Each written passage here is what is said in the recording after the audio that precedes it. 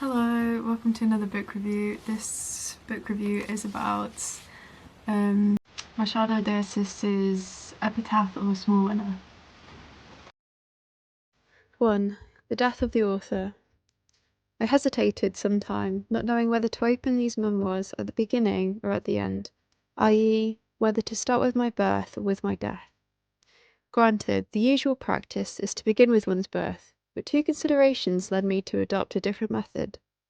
The first is that, properly speaking, I am a deceased writer, not in the sense of one who has written and is now deceased, but in the sense of one who has died and is now writing. A writer for whom the grave was really a new cradle. The second is that the book would thus gain in merriment and novelty. Moses, who also related his own death, placed it not at the beginning but at the end. A radical difference between this book and the Pentateuch.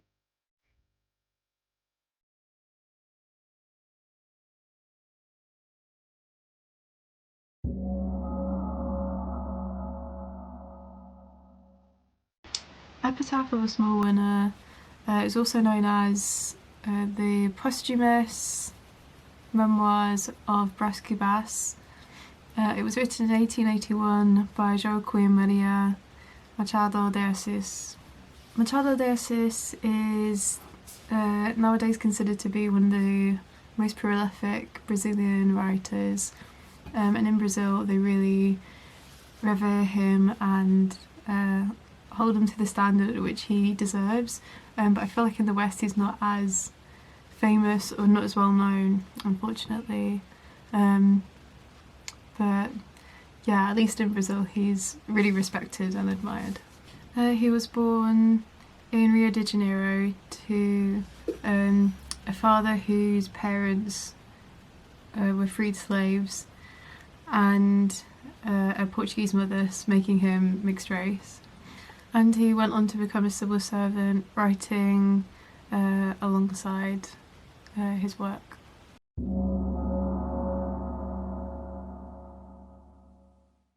To offer a brief summary of the book, it's about Brás Cubas, our protagonist.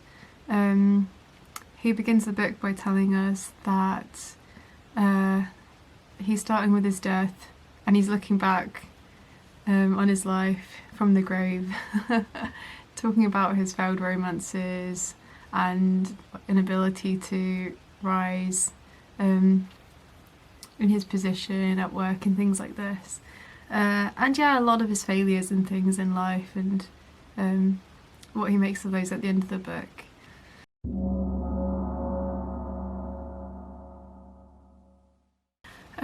So my thoughts and opinions of this book. I really love this book. I thought it was so superbly funny and original.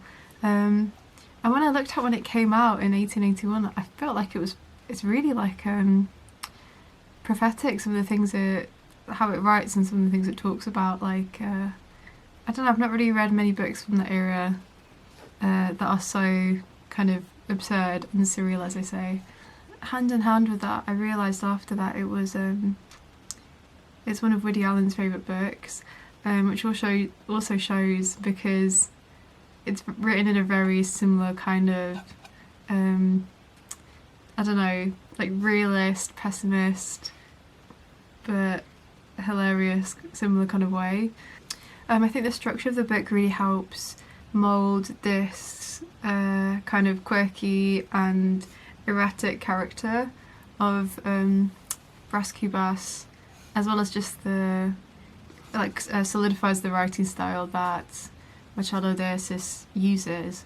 It's written in a really, like, as I say, erratic and tangential kind of way, where he'll talk about one thing and they'll be like, oh, actually I've mentioned the word butterfly, let me talk about a type of butterfly, and then it will just lead to random different points of his mind, which I really like reading. And also, as someone else whose brain operates in that way of, like, you think of one thing and then it leads you to another thing, and it can be a very disjointed thing to some readers, but to you it makes total sense. But it can quickly spiral out into completely not relating to what the topic at hand you're discussing is. as I normally do with these reviews. Luckily I can edit it to sound like it makes sense, but a lot of the time I kind of I miss a point and then I try and come back to it, as I'm going to try and do now. Yeah, the structure really works for the literary kind of style he uses to make Brás Cubas sound erratic as well. Yeah, the writing style and structure really helps us get into the mental place of Brás Cubas and see things from his perspective.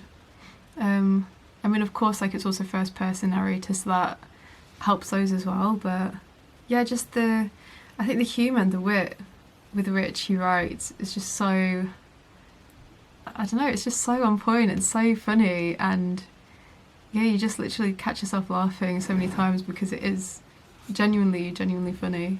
It's funny, I read this at a similar time as well to the Tartar Steppe, and I feel like those are two almost polar opposite ends of the spectrum, where they're both, in my opinion, great books, but I don't know, the Tartar Steppe is a lot more clinical, I guess, in how it's written, whereas this book, it's a lot more like, just filled with metaphors and erratic and jumpy.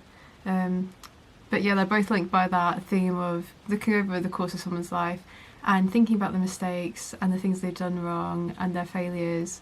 But yeah, the Tartar Steppe kind of is more, I don't know, is more cold about it, whereas this book is, I don't know, I guess it is pessimistic or melancholic, but at the same time it's very funny. So even though it's sad, it's like mixed with so much humour that it's almost like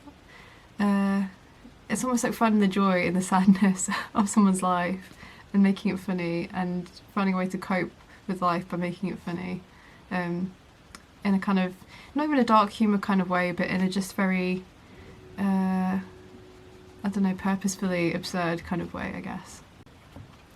I also think it's a very applicable book to people's lives. I feel like people could easily look at this book and take something from it and apply it to their own lives, in the sense that a lot of the mistakes, I don't know, that people have made, they can look at and say, oh, I relate to this mistake, or oh, why did you make that choice when you should have made this choice? And then look back at their own life and think, oh, maybe I'd made the same choice at some point in my life. So yeah, I guess it's quite relatable as well. And it's also quite funny at the end when Brás Cubas concludes that, oh, he's actually done something positive with his life, because at the end he's not transmitted the legacy of misery to his children, which I thought was quite funny, but also quite sad, because it's like, it shows how much of a pessimist, I guess, he really is, that he thinks life is misery. Yeah, I don't think this review will be very long, to be honest, because there's not loads of like things to delve into and say about it, but I think, yeah, I just want to say that I just really appreciate mixing the silly with the sad, and I don't think it's done enough in books, and I think it's hard to do in books, because when most people want to talk about sad things, it becomes very melancholic and self-pitying, and it's hard to come out of that and see the humour in things. Yeah, and it can be easy to like go down a downward spiral kind of thing, but when you read a book like this, you realise, oh, actually, like, the things in life that are maybe even mundane can be something that you can see, I don't know, a rainbow in, almost. Again, maybe similar to Bruno Schultz, that I reviewed recently.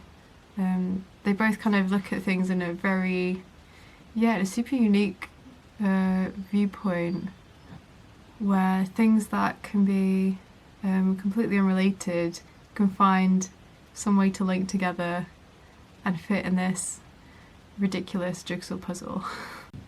So maybe this is a bit of a shorter one than usual, but thank you for watching anyway. I think maybe one day I'll make like compilations where I do different books into one review, because I have lots of books that I've read that I don't feel like stretch into a full review. So I think at some point, I might try and put them into one review or something like that. Anyway, thanks for watching this video. If you've read the book, let me know what you think about it. Did you like it? Did you not like it? Did you find it funny? And yeah, thank you for watching. Bye.